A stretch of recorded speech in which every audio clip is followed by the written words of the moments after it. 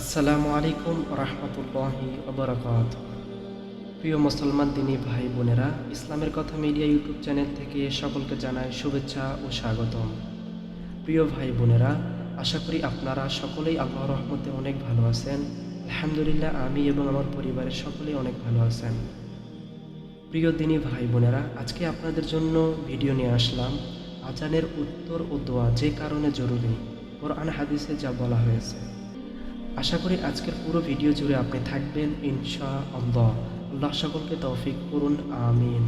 আল্লাহ সকলকে ইসলামের পথে কবুল করুন, ইসলামের পথে থাকার তৌফিক দান করুন, সৎ কাজে চলার তৌফিক দান করুন, সকলকেই হেদায়েতের পথে রাখুন। সকলেই বলি আল্লাহুম্মা আমিন। সম্মানিত বন্ধুরা, দেরি না করে চলুন শুরু করছি আজকের এই অসাধারণ পর্বটি, অসাধারণ একটি ভিডিও। ইনশাআল্লাহ আশা করি আপনি সাথেই থাকবেন পুরো ভিডিও জুড়ে। অবশ্যই একটি লাইক দিয়ে পুরো ভিডিওটি দেখার আমন্ত্রণ রইল সকলকেই ইনশাআল্লাহ। আমি সাথে আছি আরমান হোসেন রুবেল, আপনারা দেখছেন ইসলামের কথা মিডিয়া। চলুন শুরু করছি আজকের এই পর্ব, আজকের এই ভিডিওটি।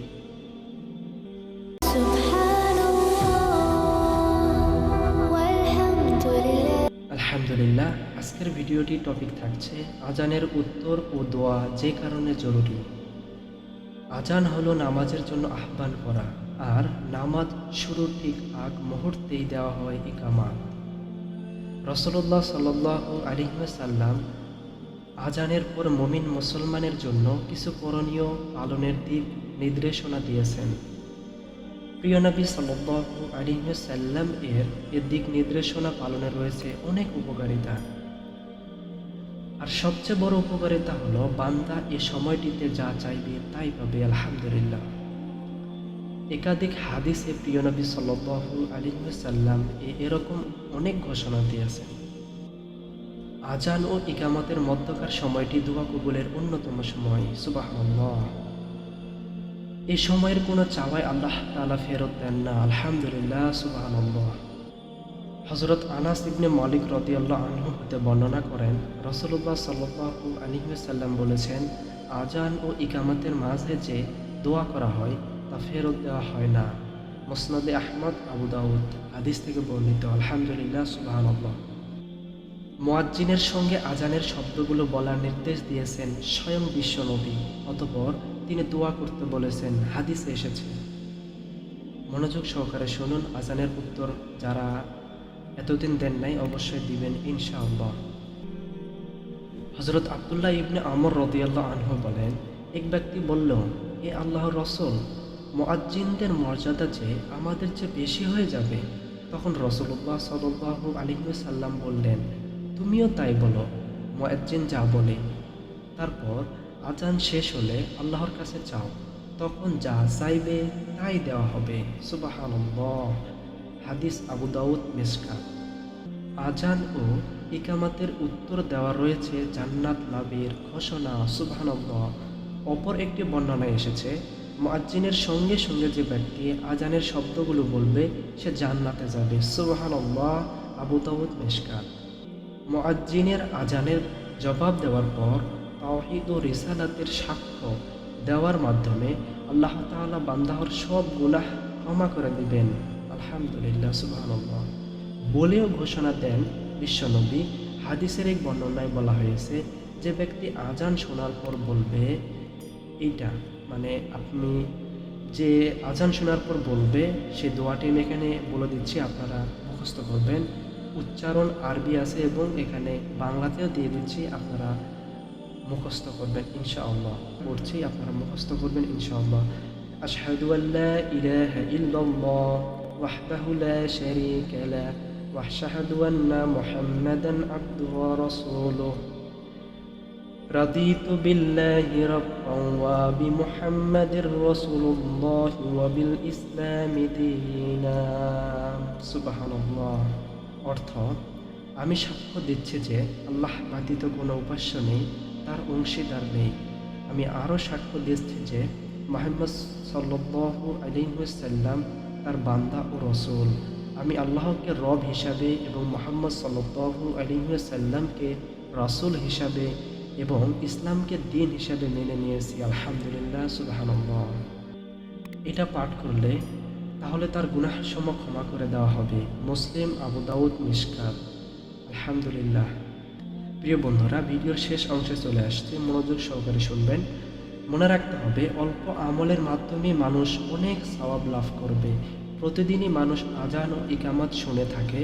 আজান ও ইকামতের উত্তর দেওয়ার মাধ্যমেই মানুষ গুনাহ মাফ, নিশ্চিত জান্নাত লাভ এবং মনের একান্ত চাওয়াগুলি পরিপূর্ণতা নিশ্চয়তা রয়েছে। সুবহানাল্লাহ। সুতরাং মুমিন মুসলমানের উচিত আজান শোনার সঙ্গে সঙ্গে আজানের শব্দগুলো যথাযথ উচ্চারণ করা এবং আল্লাহর কাছে একান্ত চাওয়াগুলো লাভে রোনাজারি করা। কেননা তাতে একদিকে যেমন হাদিসের উপর যথাযথ আমল হবে, অন্যদিকে প্রিয় নবী ঘোষিত উপকারিতাগুলো অর্জিত হবে। আল্লাহ তাআলা মুসলিম উম্মাহকে দুনিয়া ও পরকালের সফলতা লাভে মনের একান্ত চাওয়াগুলোর পূরণে নিয়মিত আজান ও ইকামতের উত্তর দেওয়ার তৌফিক দান করুন। চিরস্থায়ী জান্নাতের মেহমান হওয়ার তৌফিক দান করুন। আমিন। আলহামদুলিল্লাহ।